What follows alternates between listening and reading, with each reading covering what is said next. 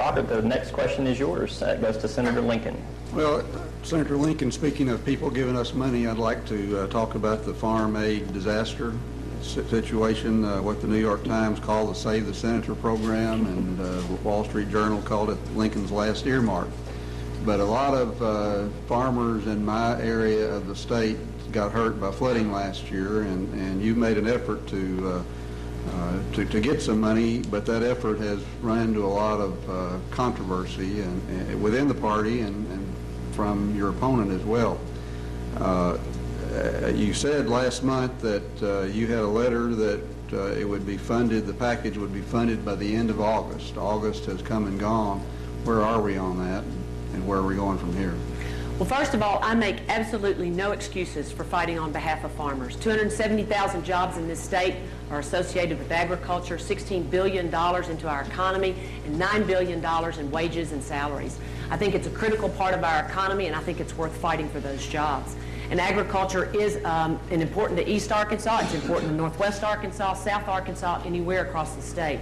So I don't think it's regional as far as our state's concerned.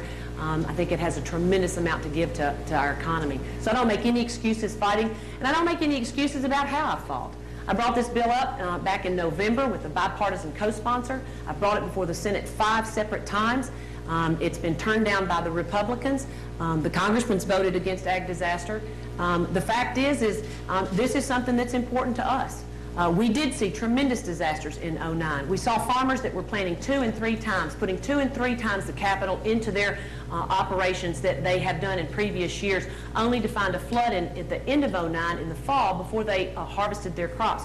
What industry, what business do you know that can invest 3 times the amount of money into producing their business or their product and find out that at the end of the day it's worth only half of what it normally was? I think it's worth fighting for. I'll continue to. The reason the negotiations are ongoing is because I want to get the best deal I possibly can for Arkansas farmers. Congressman Boozman. Well, I'm very, very supportive of the plight of the farmer. I've won the Friend of Farm Bureau every year, also in this Congress. Again, my voting record is as good in that regard as anybody. The problem with this was, the reason that you've had the New York Times articles and several other editorials is the way it's being paid for. Again, I'm very supported. I wrote a letter to the President earlier in the year, much earlier, saying that we needed to support this. And yet, the problem is the chairman of the House Ag Committee, Colin Peterson, said that this is not appropriate. The President has no authority to do this. The ranking member of the House Ag Committee also said the same thing. The ranking member on the Senate Ag Committee said that the President does not have the ability to write a check for $1.5 billion. That's the huge sticking point. Senator Lincoln mentioned that I voted against some of these things, and I have. The problem is that these things are stuck in much larger bills. Again, spending bill after spending bill with no ability to pay for it. They're all lumped together, and so that's the situation we've gotten ourselves into. Senator, you have the opportunity for rebuttal. Yes. And I'd like to say that in the last decade, there have been at least 20 instances where there has been the authority for the Secretary of Agriculture and USDA to be able to aid farmers in disaster. Whether it's one authority or another, there's several that are available to them. We have looked at several of those. We've come up with the fact that they absolutely do have the authority to be able to do that. All you have to do is look no further than Senator Thune, who was here visiting on behalf of Congressman Boozman, where President Bush allowed USDA to use some of the same authority to be able to assist some of his farmers. The accusations that USDA does not have the authority to help farmers across this country is absolutely moot.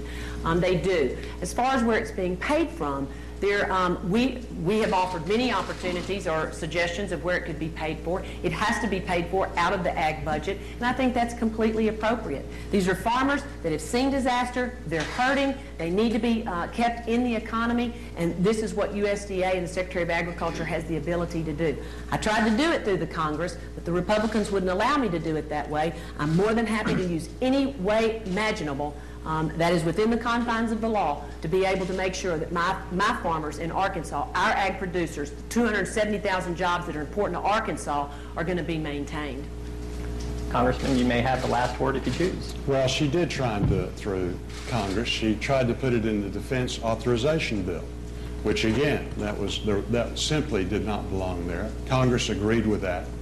But the reality is, as you look at these editorials, every one of them, when you look at Colin Peterson, what he said about it, when you look at what the ranking member on agriculture has said about it, when you look at what her ranking member on ag in the Senate has said about it, they all agree. It's unanimous.